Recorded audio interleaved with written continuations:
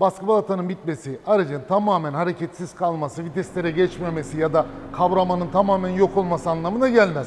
Çoğu baskı balatanın bitti dediğimiz durum sıyırma, kaçırma şeklinde gerçekleşiyor. Ve bu şekilde araçlar kullanılmaya devam ediyor. Bu yüzden bugünkü konumuz baskı balata biterse ne olur? Baskı balata ne kadar gider? Yani kaç yıl ya da kaç kilometre? Yani periyodik olarak baskı balata ne zaman değişir? Bunlardan bahsedeceğiz. Elimizde baskı balata, yani set halinde bilyasına kadar takım halinde bitik bir balatanın üzerinde konuşacağız. Bu yüzden masamıza geçelim. Videonun başlangıcında söyledik. Baskı balata biterse ne olur? Baskı balata ne zaman değişmesi gerektiği, yani bunu nasıl anlayabileceğiniz ve baskı balatanın ortalama ömründen bahsedeceğiz bu videoda. Baskı balata biterse ne olur?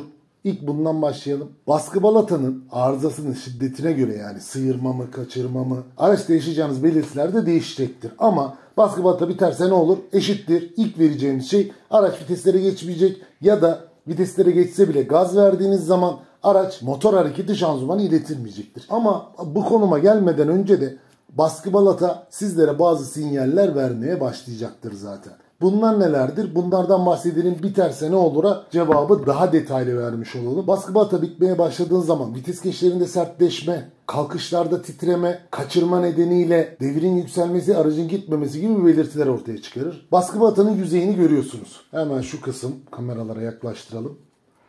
Bu yüzeyi bu şekilde bitmeye başladığı zaman kavrama performansı düşecektir. Peki kavrama performansı düşünce ne olur?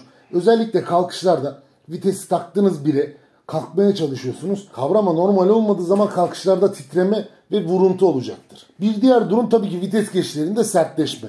Baskı ayırmayı tam olarak yapamadığı zaman viteslerde cartlamalar, vites geçişlerinde zorlanmalar gayet normal bir durum olacaktır. Siz aracınızı özellikle birinci vites ve geri vitese geçirirken zor geçmeler, ileri doğru vites yükseltirken aralarda cartlamalar, birkaç kere debriyajı pompaladıktan sonra vites geçişi, viteslerin sert olması ve geçerken zorlanma genellikle baskının ayırma işlemini tam olarak yapamaması nedeniyle sık gördüğümüz durumlardan birisi. Baskı balata biterse ne olur? Eşittir vites geçişlerinde zorlanmalar ve cartlama gibi şikayetlerin ortaya çıkması. Üçüncü konu, balatanın kaçırması durumu ortaya çıkabilir. Bu da genellikle seyir halinde bir sıkıntı oluşturur.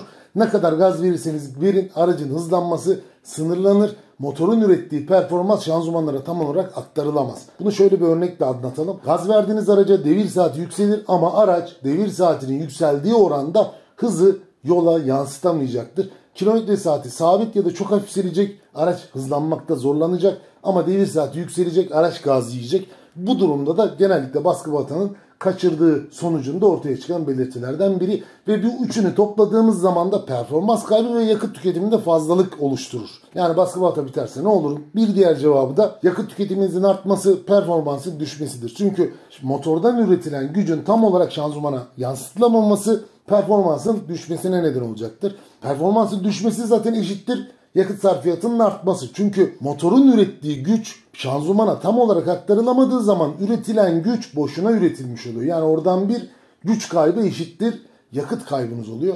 Özellikle yakıtın bu kadar pahalı olduğu bir dönemde baskı balatayı kaçırıyor şekilde kullanmaya devam etmek aslında uzun vadede sürekli sizin performans ve yakıt konusunda zarara uğramanıza ve baskı balata değişimi kadar maliyeti ekstra yakıta ödemenize neden olabilir. Bu yüzden bu tarz durumlar yaşıyorsanız baskı balatanın değiştirilmesi sizi fazla yakıt sarfiyatından kurtaracaktır. Şimdi bu parça ne kadar gider ve ne zaman değişir konusundan bahsedelim. Balata kullanıma bağlı aşınan bir parça. Yani fren balatası, diskler gibi düşünebilirsiniz. Sizin ne ölçüde debriyaj kullandığınızda, debriyajı nasıl kullandığınıza, yarım debriyaj yapıyor musunuz? Ne kadar sıkışık trafikte araç kullanıyorsunuz? Pek fazla trafikte araç kullanılmayan durumlarda baskı balata çok daha uzun süre girecektir. Ama özellikle büyük şehirlerde sürekli durukat trafiğinde baskı balatanın ömrü paralelinde azalacaktır.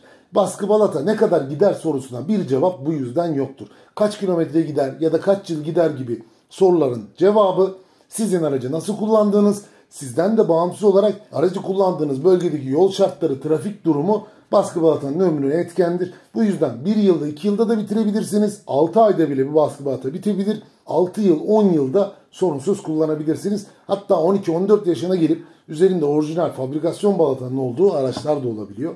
Yani buna bir süre vermek mümkün değil. Bu sorunun cevabı aynı zamanda baskı balata ne zaman değişirin sorusunu da cevaplıyor. Buna bir cevap vermek maalesef ki söz konusu değil. Baskı balata kullanıma bağlı bir parçadır. Belirli bir periyodik bakımı ve yılı yoktur. Yani trigger gibi şu kadar 1000 kilometrede değiştirin ya da fren hidroliği gibi şu kadar yılda bir değiştirin gibi bir durum baskı balata için geçerli değildir. Konunun başında söylediğimiz baskı balata biterse ne olurdaki durumlar aracınızda yaşanıyorsa baskı balata değişmesi lazımdır. Yaşanmıyorsa baskı balatanın değiştirilmesine gerek yoktur diyebilirim. Baskı balata kontrolü nasıl yapılır? Yani aracımda baskı balata bitik mi değil mi? Nasıl anlayabileceğinize dair bir videomuz var detaylı. Onun aşağıda ve video sonunda kart şeklinde bağlantısını bırakacağım. Oradan kendi baskı balata kontrolünüzü kendiniz de kolaylıkla yapabilirsiniz. Aklınıza takılanlar olursa bizlere aşağıdaki yorum bölümünden hızlıca sorularınızı iletebilirsiniz. Videomuzu faydalı bulduysanız beğenmeyi ve kanalımıza abone olmayı unutmayın. Şimdi kapanış ekranına geçelim. Bizi izlediğiniz için teşekkür ederiz. Her türlü arıza, araçta yaşadığınız problemlerle alakalı ya da izlediğiniz video ile alakalı eklemek istedikleriniz, belirtmek istedikleriniz her türlü durum için aşağıdaki yorum bölümünü kullanabilirsiniz. Bize gelen soruları günlük olarak cevaplamaya gayret ediyoruz fakat günde yüzlerce soru gelebiliyor. Bu yüzden abonelerden gelen sorular daha hızlı ve öncelikli cevaplanıyor. Sorularınıza hızlı yanıt almak isterseniz ve bizlere ve kanalımıza destek olmak isterseniz abone olmayı ve videoyu beğenmeyi unutmayın. Sağlıklı ve arızasız günler dileriz.